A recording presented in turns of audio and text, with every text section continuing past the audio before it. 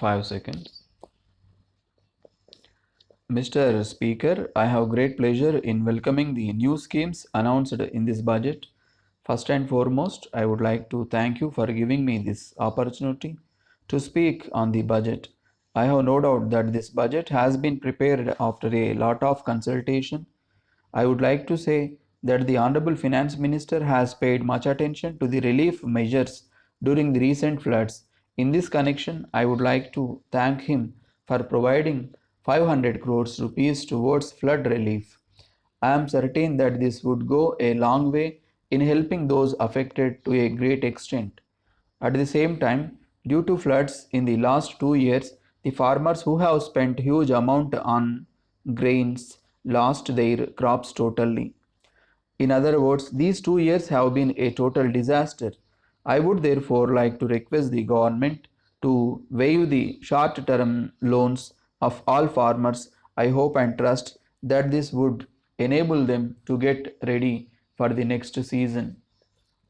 The next point I wish to make relates to the fair price shops. At the outset, I wish to congratulate the government on introducing smart cards for the first time in the country.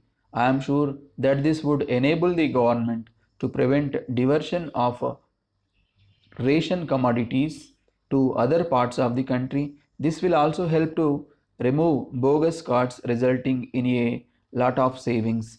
At the same time, I wish to bring to the attention of the government one important thing. Now it has been made necessary that the head of the family is required to be present in the shops to receive rations. However, it has to be borne in mind that this is not practically possible at all times.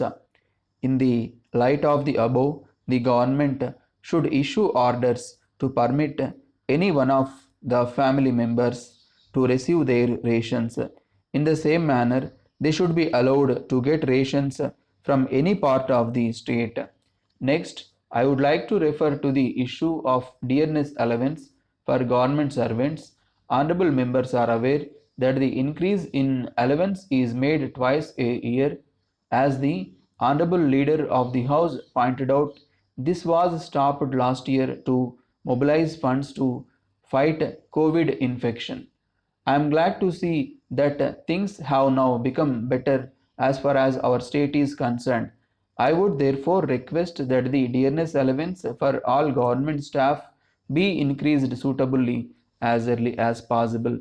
The next issue relates to fishermen who operate along the long coastline of our state. I would like to recall that this government, for the first time, gave them diesel subsidy during their previous regime. In this connection, I would like to point out that the fishermen find it very difficult to run their lives during ban period of about 2 months each year.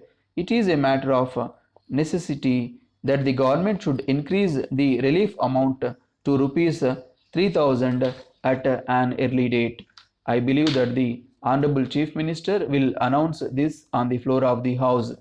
On this occasion, I would like to draw the attention of the House to goods transport. At present, transporters face a lot of difficulties at checkposts in the state.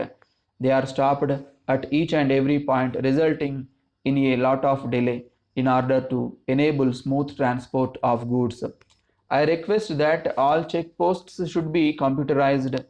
In the same manner, details of checks and fines levied should be made available online so that once checked, the lorries are able to pass through all points without trouble.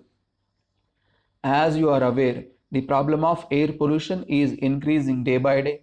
On behalf of the opposition, I would request the government to set up emission testing centers as soon as possible. At the same time, motor vehicles should shift gradually from diesel to electricity.